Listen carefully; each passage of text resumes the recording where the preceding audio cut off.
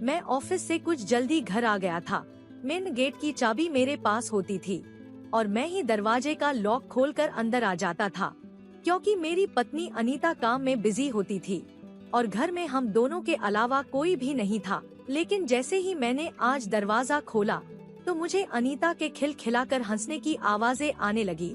पहले तो मुझे हैरत हुई कि वह ऊंचा ऊंचा क्यों हंस रही है। घर में तो मेरे और उसके अलावा कोई नहीं होता और वो मोहल्लेदारी भी रखना कुछ ज्यादा पसंद नहीं करती थी। कोई पड़ोसन हमारे घर नहीं आती थी और मैंने उसे फोन पर भी ज्यादा मायके में बातचीत करते नहीं देखा था। बड़ी ही खामोश तबीयत की लड़की थी।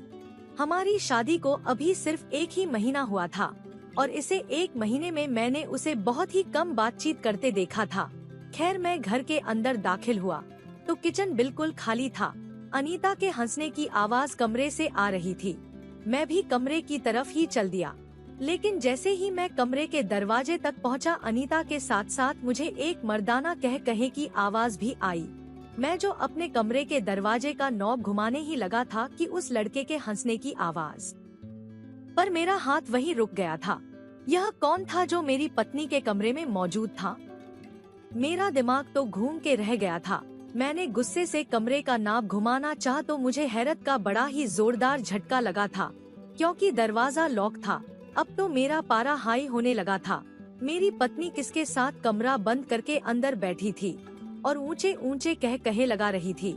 मैंने बड़ी जोर से दरवाजा बजाया। एकदम ही अंदर सन्नाटा सा छा गया था, बिल्कुल खामोशी। कुछ देर बाद ही अनीता की आवाज आई, कौन है? मैंने कहा, कौन हो सकता है, दरवाजा खोलो, मैं हूँ। मेरी आवाज सुनकर फौरन से कमरे का दरवाजा खुला था, लेकिन थोड़ा सा ही खुला था और उस पर अनीता खड़ी हुई थी। कहने लगी, आप इतनी जल्दी कैसे आ गए? अभी तो आपके ऑफिस से वापसी का समय नहीं हुआ। वह बहुत ज्यादा घबराई हुई लग रही थी। मैंने कहा, हाँ, आज ऑफिस में जरा काम कम था, इसलिए बॉस ने छुट्टी दे दी। यह कहकर मैंने देखा कि वह ना दरवाजा पूरा खोल रही थी, ना मुझे अंदर आने की जगह दे रही थी। मेरे हाथ में लैपटॉप का बैग था। मैं थका हुआ आया था, फिर ये सोचकर भी मेरी जान निकल रही थी, आखिर कमरे में है कौन? मैंने कहा, अनीता पीछे हटो, मुझे कमरे में आना है। बड़ी मुश्किल से उसने दरवाजा खोला था। सामने बेड पर बैठे एक लड़के को देखकर मेरा सारा गुस्सा हवा हुआ था, क्योंकि वह तो मेरा साला था, मेरी पत्नी का भाई। मैं भी न जाने क्या क्या सोच रहा था। अब मुझे अपनी सोच पर अफसोस हुआ था। मुझे देखकर वह भी घबराया था, शायद इसलिए कि कहीं मैं उन मर्दों में से ना हो जो ससुराल में पत्नी के मायके वालों को देखकर माथे पर बल डाल लेते हैं। मैंने कहा, अरे आकाश, तुम आए हो? मेरे कहने का अंदाज अब बिल्कुल नॉर्मल और शांत हो चुका था। जो गुस्सा थोड़ी देर पहले मुझ पर चढ़ा हुआ था, वह झाग की तरह बैठ गया था। वो फौरन से खड़ा होकर मेरी तरफ बढ़ा था, हाथ मिलाने के लिए। मैंने उससे हाथ मिलाया और कहा, बैठो बैठो, तुम कब आए? मेरे सवाल पर जवाब देने के बजाय वह अनीता की तरफ देख रहा था। अनीता कहने लगी, बस अभी अभी आया है, आपके आने से कुछ देर पहले ही। मैंने कहा, तो ठीक है, इसमें इतना घबराने की क्या जरूरत है? फिर मैंने बड़े अपनेपन से आकाश के कंधे पर हाथ रखा। मैंने कहा, तुम्हारी बहन का घर है, क्यों परेशान हो रहे हो?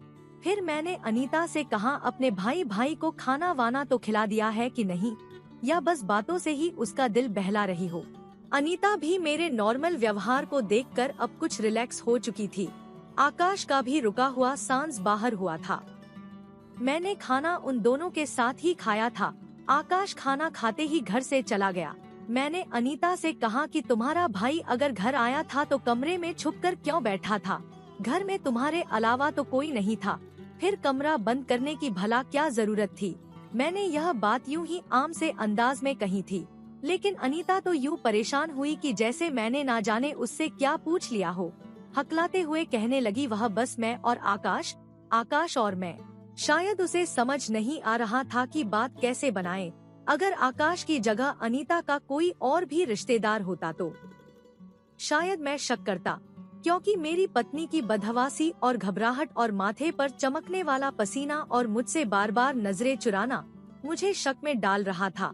लेकिन मैं शक कर ही नहीं सकता था, क्योंकि आकाश मेरी पत्नी का भाई था और एक बहन भाई का रिश्ता कितना पवित्र और पाक होता है, मैं इस बात को अच्छी तरह जानता था। लेकिन जब मैं अगले दिन ऑफिस से वापस आया तब भी मेरा साला आकाश मेरे घर में मौजूद था और वैसे ही कमरा बंद था और अंदर से लॉक था। यह तो अब रोज का रूटीन बनता जा रहा था। आकाश का रोज रोज मेरे घर आना मुझे पसंद नहीं था।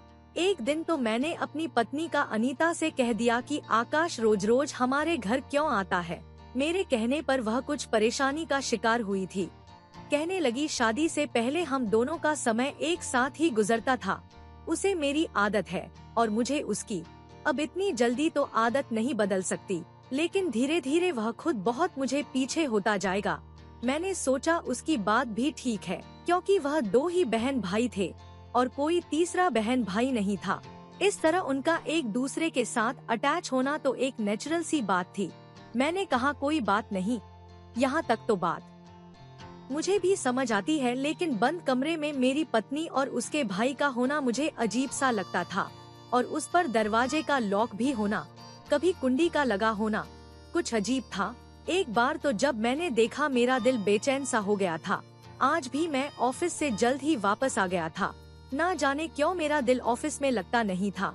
घर में मैं मेरी पत्नी अकेले होते थे। माँ जिंदा नहीं थी और पापा तो मेरे बचपन में ही मर गए थे। ना ही मेरा कोई बहन भाई था। मेरे दोस्त वगैरह थे, लेकिन मेरी पत्नी वहाँ पर जाना पसंद नहीं करती थी। शादी के शुरू दिनों में मेरे ऑफिस के कलीग्स ने मुझे अपने घर दावत पर बुलाया। मैंने अनीता से कहा भी कि वह तैयार हो जाए, मेरी दोस्त की पत्नियों से मिला जुला करे, उसका भी दिल लग जाएगा। लेकिन उसने साफ मना कर दिया। कहने लगी, मुझे ज्यादा लोगों से मिलना जुलना पसंद नहीं है। हालांकि औरतें तो दोस्ती बढ़ाने में जरा भी सब्र से काम नहीं लेती हैं। वह मोहल्ले में किसी के घर भी आती जाती ना थी। पड़ोसियों को भी अपने घर ज्यादा आने नहीं देती थी। अजीब से अलग ही मिजाज की लड़की थी। हालांकि मैं बहुत ही खुश मिजाज और मिलनसार इंसान था। मेरे दोस्तों का सर्किल काफी बड़ा था, क्योंकि माँ बाप नहीं थे, बहन भाई भी नहीं था, इसलिए मेरे लिए मेरे दोस्त ही सब कुछ थे। मेरी पत्नी की एक आदत बड़ी अजीब थी। जब भी मैं उसके करीब आता, वह मुझे होश में नहीं लगती थी। ऐसा लगता है जैसे वह आधी नींद में और आधी होश में हो। शायद यह मेरा वहम था। मुझे पत्नियों का ज्यादा मायके में आना जाना पसंद नहीं था। अनीता ने शादी के तीसरे दिन ही मायके जाने के लिए कहा। उस वक्त मैंने एतराज नहीं किया था। उसे उसके मायके ले गया था। लेकिन जब उसने हर 2-3 दिन बाद यही रट लगाना शुरू कर दी, तो मैंने उसे सख्ती से मना कर दिया। मैंने कहा, देखो, मुझे यह सब पसंद नहीं है। तुमने अपनी जिंदगी के 20-22 साल अपने मायके में ही गुजारे हैं। बेहतर है कि अब अपने घर पर ध्यान दो। हाँ, मुझे इस बात पर कोई एतराज नहीं कि तुम किसी से मिलो, तुम सबसे मिलो, लेकिन हर समय मायके में लड़की का दिमाग लगा रहना मुझे अच्छा नहीं लगता। ऐसी लड़कियों के घर नहीं बसते। मेरी बात सुनकर वह बिल्कुल चुप हो गई थी, कुछ नहीं बोली थी। मेरी शादी को 1 महीने से ऊपर का समय गुजर गया था, लेकिन मेरी सास कभी भी मेरे घर नहीं आई थी। बस यह साला था जो रोज आ जाता था, और ज्यादातर उस समय आता जब मैं ऑफिस में होता था। इत्तेफाक से जब कभी मैं ऑफिस से जल्दी घर चला आता तो वह मुझे घर पर ही नजर आता था। कभी ऐसा होता कि मैं ऑफिस से वापस घर आता तो वह मेरे कमरे से बाहर निकल रहा होता। आज भी ऐसा ही हुआ था। शायद उसे यह मालूम हो गया था कि मैं जल्दी घर आ सकता हूँ, इसलिए वो घर से बाहर निकल रहा था। जब मैं घर के अंदर दाखिल हुआ और मेन गेट पर चाबी लगाकर उसे खोलना चाहा, तो दरवाजा पहले से ही खुल गया और सामने मेरा साला खड़ा था। एकदम मुझे सामने देखकर वह बुरी तरह घबराया था। एक तो मुझे इन दोनों बहन भाइयों के घबराने की आदत समझ नहीं आती थी। ना ही मैं कोई सख्त मिजाज था, ना ही डांट डपट की आदत थी। मैंने तो बड़े प्यार से अनीता को समझाया था कि मुझे उसका बार बार मायके जाना पसंद नहीं, लेकिन पता नहीं क्यों ये दोनों मुझे देखकर बदहवासी का शिकार हो जाते थे। ना चाहते हुए भी मेरा दिमाग उलझने लगता था। वो मुझे देखकर कहने लगा, आप अब आए हैं? मैं तो आपका इंतजार करते करते जाने ही लगा था। मैंने कहा, क्यों जाने लगे थे? थोड़ी देर और रुक जाते। कहने लगा, बस एक जरूरी काम याद आ गया, फिर कभी आऊंगा। उसने मुझसे हाथ मिलाया और अपना हाथ पीछे करने लगा, लेकिन मैंने उसका हाथ जोर से दबोच लिया। और उसे खुद से करीब करके कहा, मुझे यह बात कहनी तो नहीं चाहिए, तुम्हें खुद समझनी चाहिए, लेकिन अब अगर तुम नहीं समझ रहे हो तो मजबूरन मुझे यह बात तुम्हें समझाना पड़ रही है कि जब बहनों की शादी कर देते हैं तो उन्हें उनके घर में बसने देते हैं। बार बार उनके घर जाना अच्छा नहीं होता। बल्कि मेरी माँ तो कहा करती थी कि बहनों की शादी के बाद बहन की ससुराल का पानी भी नहीं पीना चाहिए। खैर यह तो पुरानी बातें हैं और मैं भी इन्हें नहीं मानता, लेकिन फिर भी बड़े बूढ़ों ने यह रीति रिवाज बनाए होंगे तो कुछ सोच समझ कर ही बनाए होंगे। तुम बेशक अपनी बहन से मिलने आओ, लेकिन रोज रोज का आना जाना अच्छा नहीं लगता। मैंने बड़े प्यार मोहब्बत से उसे यह समझा दिया था कि मुझे उसका रोज रोज का आना बिल्कुल पसंद नहीं है।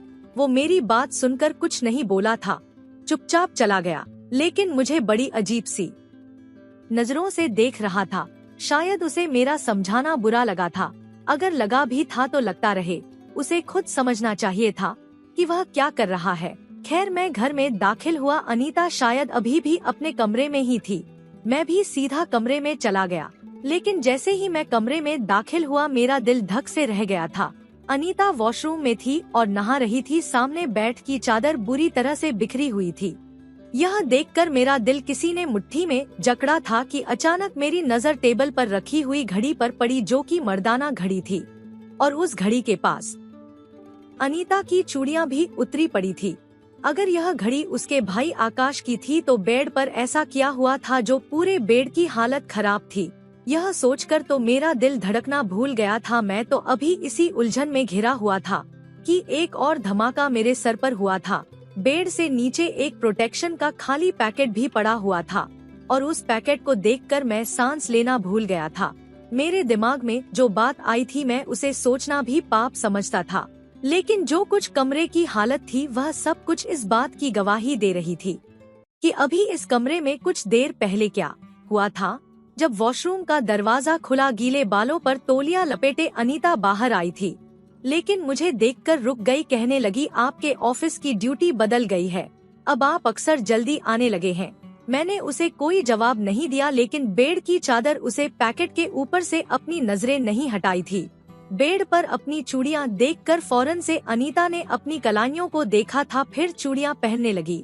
शायद उसकी नजर अब तक उसे पैकेट पर नहीं पड़ी थी। मैंने कहा, यह चादर क्यों बिखरी पड़ी है? तो कहने लगी, बस सफाई करने ही वाली थी, आपके आने से पहले कमरा बिल्कुल साफ रखती हूँ। आज आप जल्दी आ गए हैं, इसलिए आपको बिखरा हुआ लग रहा है।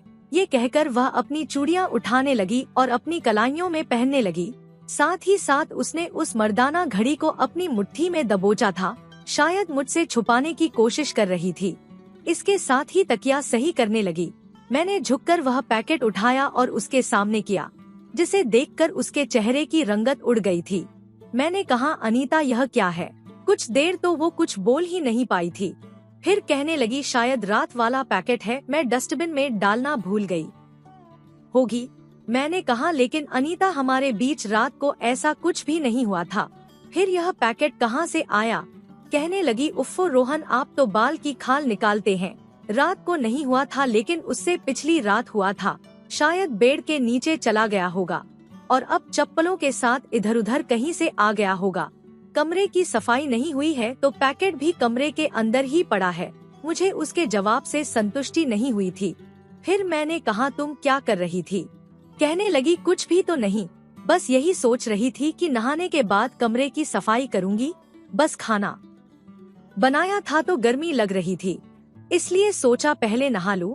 मैंने पूछा कि आज आकाश आया था? यह सवाल मैंने जानबूझकर किया था, हालांकि मुझे पता था कि वह आया था, क्योंकि वह तो मुझे गेट पर ही मिला था। लेकिन उसके सवाल ने मुझे हैरान किया था, क्योंकि वह ना में सर हिला रही थी। कहने लगी, नहीं वह तो नहीं आया था, भला वह रोज क्यों आएगा? मैं तो उसका जवाब सुनकर ही अपनी जगह जम सा गया था। वह मुझसे क्यों झूठ बोल रही थी? मैंने उसे गेट पर खुद देखा था। शायद अनीता को यह लगा होगा कि मैं आकाश के जाने की बाद घर में दाखिल हुआ होऊंगा। मैंने जानबूझकर अनीता को यह नहीं बताया कि मैं उसे बाहर गेट पर मिल चुका हूँ। वह मुझसे कहने लगी, आपके लिए खाना लगाती हूँ, आपको भूख लगी होगी। लेकिन मेरी तो सारी भूख मर चुकी थी। मेरा दिमाग साए साए कर रहा था। जो बातें मैं सोचना भी नहीं चाहता था वह मेरे दिमाग में घूमने लगी थी। लेकिन जब मैं अनीता और आकाश के रिश्ते के बारे में सोचता तो मुझे अपनी सोच पर ही अफसोस होने लगता। लेकिन मैं ऐसा सोचने पर मजबूर था। जाहिर में तो मुझे ऐसा कुछ नजर नहीं आ रहा था। मेरा दिल बुरी तरह परेशान हो चुका था। एक बार मैं ऑफिस जाने के लिए घर से निकला तो मेरे सामने वाले घर में रहने वाला पड़ोसी भी उस समय घर से निकला। मेरी उससे अच्छी हाय हेलो थी। मुझसे कहने लगा, अगर तुम बुरा ना मानो तो तुमसे एक बात कहूँ। मैंने कहा कि बुरा मानने वाली क्या बात है, तुम्हें जो कहना है वो कह सकते हो। कहने लगा, तुम्हारे घर से जाते ही कुछ देर बाद एक लड़का तुम्हारे घर आता है और फिर तुम्हारे ऑफिस से आने से पहले चला जाता है। यह सुनकर मुझे हैरत का झटका लगा था। तो क्या आकाश मेरे घर से निकलते ही फौरन घर आ जाता था? इतने घंटे वह आखिर करता क्या है? खैर, मैंने उस आदमी को तो कह दिया कि हाँ वो मेरा साला है और मैंने ही उसे कहा है कि उसकी बहन अकेली होती है तो वो आ जाया करे। मेरी बात सुनकर उसने हैरत का इजहार किया। फिर बात बदल गया। मैं तो यह सोचकर परेशान था कि आखिर आकाश इतने घंटे घर में करता क्या रहता है। क्या उसका अपना कोई काम नहीं है? ऐसी भी क्या बहन से मोहब्बत की उसके घर में ही आकर बैठ जाया करे। एक बार सोचा कि ऑफिस से छुट्टी कर लेता हूँ। मैंने उस दिन यही किया था। घर से ऑफिस के लिए निकला, लेकिन ऑफिस जाने की बजाय मैं वहीं पेड़ की आड़ में छुप कर बैठ गया जहाँ से मुझे कोई भी देख ना सके। वैसे भी सुबह के समय हमारी गली में ज्यादा आना जाना नहीं होता था, इसलिए मुझे किसी ने पेड़ के पीछे खड़ा नहीं देखा था। अभी एक ही घंटा गुजरा था कि मैंने आकाश को उसकी बाइक के साथ अपने घर के दरवाजे के पास देखा। उसने वही अपनी बाइक खड़ी की और जैसे ही घर के दरवाजे पर दस्तक दी, फौरन से अनीता ने दरवाजा खोल दिया। वो इस वक्त मुस्कुरा रही थी। वो दोनों ही अंदर जा चुके थे। यह देखकर मुझे अपनी पड़ोसी की बात पर विश्वास हो गया। मैं अपने घर की पिछली तरफ से दीवार को कूदकर घर के अंदर आ गया और धीरे से पिछली तरफ खुलने वाले खिड़की के पास आकर खड़ा हो गया, जो कि मेरे कमरे के अंदर खुलती थी। जैसे ही मैंने खिड़की खोलने की कोशिश की तो वह अंदर से लॉक थी। मैं यह सोच रहा था कैसे इस बात का पता लगाऊं कि दोनों बहन भाई कमरे में करते क्या हैं। मैं धीरे धीरे से चलता हुआ घर के बाहरी तरफ आने लगा तो मैंने देखा कि उनकी बातों की आवाज किचन से आ रही थी, जो कि बाहर की तरफ ही बना हुआ था और लॉन्ज में मौजूद किचन की खिड़की इसी तरफ थी। और इस समय ऐसा इत्तेफाक था कि खुली हुई थी। अनीता चाय बना रही थी और आकाश उसके साथ ही खड़ा बातें कर रहा था और उनके बीच जो बातें मैंने सुनी उसने मेरे होश उड़ाए थे। बहन भाई के रिश्ते का यह रूप मैंने पहली बार देखा था। उन दोनों की बातें सुनकर मेरे दिमाग की नसें खींचने लगी थी। मैंने देखा कि आकाश अनीता को खुद से लगाए हुए किचन से बाहर ले गया और फिर वह जाकर कमरे में बंद हो गए थे। उनके हंसने की आवाज बाहर तक आने लगी। जिस तरह की बातें हो रही थी, मेरी रगों में खून दौड़ने लगा था। मैं वापस फिर से उसी दीवार की तरफ चला गया और वहाँ से निकलकर मैं करीबी एक पार्क में आकर बैठ गया। मैंने अपना चकराता हुआ सर अपने दोनों हाथों में ले लिया। इस पवित्र रिश्ते की जो हकीकत मेरे ऊपर खुली थी, मेरा सब्र जवाब दे गया था। आकाश अनीता से यही कह रहा था कि हम कब तक यूं छुप छुप कर मिलते रहेंगे।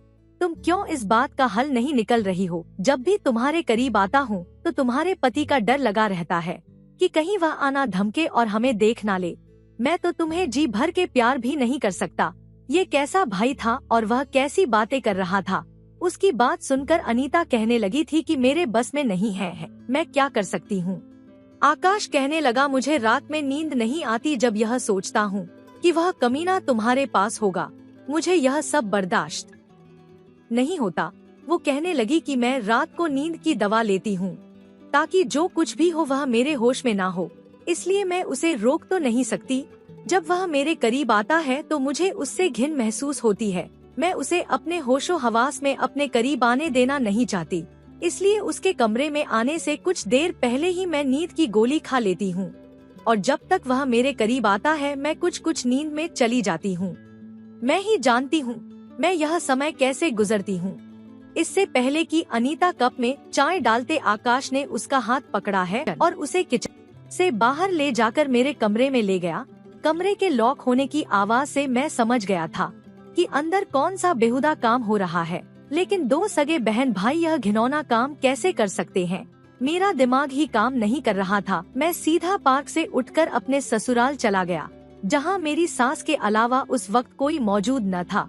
मैंने अपनी सास से कहा कि आपने अपने दोनों बच्चों की कैसी परवरिश की है कि आकाश रोज मेरे ऑफिस जाने के बाद मेरे घर आता है और फिर अपनी ही बहन के साथ पाप करता है, और आपकी बेटी भी उसके साथ इस पाप की भागीदार होती है। वह मेरे साथ बस मजबूरी का रिश्ता निभा रही है। मेरी बात सुनकर मेरी सास के रंगत उड़ी थी। कहने लगी, आकाश तुम्हारे घर क्यों आता है? मैंने कहा, यह तो आप अच्छा जानती होंगी। मेरी बात सुनकर वह अपना सर पकड़कर बैठ गई और फूटकर रोने लगी। कहने लगी, सच्चाई यह है कि अनीता मेरी सगी बेटी नहीं है। मैंने उस पाला है। आकाश के बाद में दोबारा माँ नहीं बन सकी, लेकिन मुझे बेटी की बड़ी इच्छा थी, इसलिए मैंने अनीता को गोद ले लिया। लेकिन मैंने हमेशा उसे अपनी बेटी ही समझा था, कभी फर्क नहीं किया था। लेकिन यह बात भी छुपी नहीं रही। एक दिन आकाश और अनीता को भी पता चल गया कि वह दोनों सगे बहन भाई नहीं हैं। मैं नहीं जानती थी कब और कैसे उन दोनों के एक दूसरे के लिए ख्यालात बदलने लगे, लेकिन सब यही जानते थे कि वह दोनों सगे बहन भाई है। जब मैंने अनीता के लिए तुम्हारा रिश्ता देखा और हाँ कर दी, उस वक्त आकाश मुझसे कहने लगा कि मैं यह रिश्ता खत्म कर दूं, क्योंकि वह अनीता से शादी करना चाहता है। यह सुनकर मुझे भी बुरा लगा था। मैंने कहा कि वह बहन है। कहने, मैं जानता हूँ कि वह मेरी सगी बहन नहीं है। आपने उसे गोद लिया है, मेरे उससे शादी हो सकती है। लेकिन मैं जानती थी कि अगर ऐसा हो गया तो मैं बदनाम हो जाऊंगी, इसलिए मैंने आकाश को बहाने से दूसरे शहर भेज दिया और अनीता का मोबाइल भी छुपा लिया और तुमसे शादी के लिए जल्दी करने लगी। मुझे अपने समाज में जलील नहीं होना था, जहां सबको यह पता था यह दोनों बहन भाई हैं। लेकिन मैं नहीं जानती कि आकाश यह कदम भी उठा सकता है। जिस दिन तुम्हारी अनीता के साथ विदाई थी, उसी दिन आकाश दूसरे शहर से वापस आया था और मैंने तुमसे उसका इंट्रोडक्शन उसके जीजा के रूप में करवाया था। मुझे लगा कि अब यह दोनों एक दूसरे को भूल जाएंगे और अनीता भी अपनी जिंदगी में बिजी हो जाएगी। आकाश की भी मैं बहुत जल्द शादी करना चाहती थी, ताकि लोगों में मेरा भरम बना रहे। बेशक बहुत सगे बहन भाई नहीं है, लेकिन मैंने हमेशा उन्हें अपनी औलाद समझा था। कभी किसी को यह नहीं बताया था कि अनीता को मैंने गोद लिया है। लेकिन मैं नहीं जानती थी यह दोनों ऐसी घटिया हरकत भी करेंगे। वह अपने दोनों हाथ जोड़कर रोने लगी। कहने लगी, मैं तुम्हारे सामने विनती करती हूँ, मुझे माफ कर दो। अगर मुझे जरा भी पता होता कि यह दोनों पाप कर बैठेंगे, तो मैं तुम्हारे साथ कभी भी यह जुल्म ना करती। मैं वहाँ से चुपचाप वापस लौट आया था। इस रिश्ते की हकीकत बहुत ही घटिया थी। मैंने घर आते ही दरवाजा बड़ी जोर से धड़ धड़ किया था, क्योंकि मैं जानता था इस वक्त आकाश घर में ही मौजूद होगा। दरवाजा अनीता ने खोला, उसकी रंगत उड़ी हुई थी। मैं घर के अंदर आया और मैंने कहा, बाहर निकालो उसे जिसे तुम भाई कहकर उसके साथ पाप कर रही हो। मैं सब कुछ जान चुका हूँ। यह सुनकर आकाश कमरे से बाहर आ गया था। मैंने उसे कहा कि अगर तुम अनीता से कोई और रिश्ता बनाना चाहते थे और तुम उस पर अपना हक जमाते थे, तब तुम्हें सच बताना चाहिए था। तुम उसके भाई के हैसियत से मेरे घर आते थे और पाप करते थे। तुमने तो मेरी नजर में बहन भाई के पवित्र रिश्ते को ही खत्म कर दिया। यह कहकर मैं अनीता को और आकाश को उसी वक्त अपने घर से निकाल दिया। मैंने कहा, ले जाओ ऐसी औरत को जिसके लिए उसके पति की संगत उसे तकलीफ देती हो। मुझे इसे अपने घर में नहीं रखना, क्योंकि मेरी नजर में ऐसी औरत की कोई इज्जत और हैसियत नहीं है जो अपने पति के साथ बेवफाई करे और दूसरे मर्द के साथ रातें रंगीन करे, वह भी मोहब्बत के नाम पर। अगर मोहब्बत थी तो यह लड़की शादी मेरे साथ शादी करने से इनकार कर देती, लड़ती झगड़ती कुछ भी करती, लेकिन मुझसे शादी ना करती। मेरी बात सुनकर वह दोनों यहाँ से जा चुके थे। कुछ ही दिन बाद मैंने अनीता को तलाक के पेपर भिजवा दिए थे। इस बात को 8 साल का समय गुजर गया है, लेकिन मैं दूसरी शादी नहीं की, क्योंकि औरत की बेवफाई सहना बहुत ही मुश्किल होता है। दोस्तों, कहानी कैसी लगी जरूर बताना। पसंद आई हो तो प्लीज लाइक करना। रोज एक नई कहानी सुनने के लिए हमारे चैनल को भी सब्सक्राइब करना। कहानी को अंत तक सुनने के लिए आप लोगों का बहुत बहुत धन्यवाद। मिलते हैं अगली किसी नई कहानी के साथ।